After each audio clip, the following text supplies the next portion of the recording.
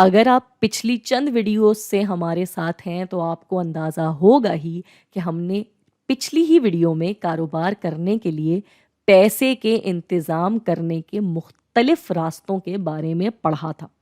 ہم نے پڑھا تھا کہ ایک راستہ تو کاروبار کے پاس وہ ہوتا ہے جس کو ہم ایکویٹی کہتے ہیں، یعنی کوئی شخص آپ کے کاروبار میں سرمایہ لگائے اور اس کے بدلے اپنے حصے کے حساب سے کاروبار میں ملکیت لے لے۔ دوسرا راستہ ہے ڈیٹ یا ادھار کا، مطلب کاروبار نے کسی شخص سے ادھار لیا اور پھر کاروبار نے جیسے ہی منافع کمایا وہ ادھار واپس کر دیا۔ اب اس ویڈیو میں ہم بات کریں گے اس صورتحال کی کہ اگر اگر اگر کاروبار کا دیوالیہ ہو جائے، کاروبار بازار میں اچھا نہ چل رہا ہو، منافع نہ کما رہا ہو، اور ایسے میں وہ ایسی حالت میں آ جائے کہ اب نہ وہ اپنے قرض داروں کو پیسے لوٹا سکے اور نہ ہی کاروبار کے مالکان کو منافع ادا کر سکے، تب کیا ہوگا؟ ایسے میں کاروبار کے پاس دو راستے ہوتے ہیں۔ ایک تو ہے ری آرگنائزنگ، یعنی کاروبار یہ دیکھے کہ وہ کہاں غلطی کر رہا ہے اور اس کو کیسے سدھارا جا سکتا ہے، اور وہ اپنی غلطی خود ہی سدھار لے اور اپنا کاروبار سنبھال لے۔ ویسے یہ طریقہ اپنانا اتنا آسان نہیں ہے، مگر آسان لفظوں میں اس طریقے میں کاروبار اپنی غلطیاں سدھارتا ہے۔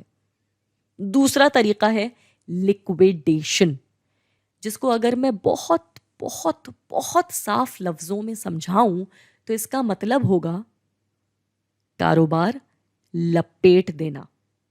یہ وہ صورتحال ہوتی ہے جس میں کاروباری سوچتا ہے کہ کاروبار کرنے کا کوئی فائدہ نہیں ہے، اور یہ کہ اس پہ مزید محنت کرنا یا پیسہ لگانا بے وقوفی ہوگی۔ چنانچہ وہ اپنے تمام تر اثاثے بیچ کر ادھار اتارتا ہے اور مالکان کو ان کا حصہ ادا کر کے اپنے گھر چلا جاتا ہے۔ ہاں، یہاں لوگ اکثر ایک سوال پوچھتے ہیں، اور وہ یہ کہ جب وہ اپنے اثاثے بیچتا ہے تو وہ پیسہ دیتا کس کو ہے؟ کاروبار کے مالکان کو یا قرض داروں کو؟ یا یہ کہہ لیں کہ پہلے کس کو دیتا ہے؟ تو جی، معاشیات کے اصولوں کے حساب سے تو اس پیسے پہ سب سے پہلا حق ہے ادھار دینے والوں کا۔ سب سے پہلا پیسہ کاروباری اثاثے بیچ کر ادھار والوں کا اتارے گا، پھر اگر اس کے بعد کچھ پیسہ بچ جائے تو پھر وہ ملے گا کاروبار کے مالکان کو۔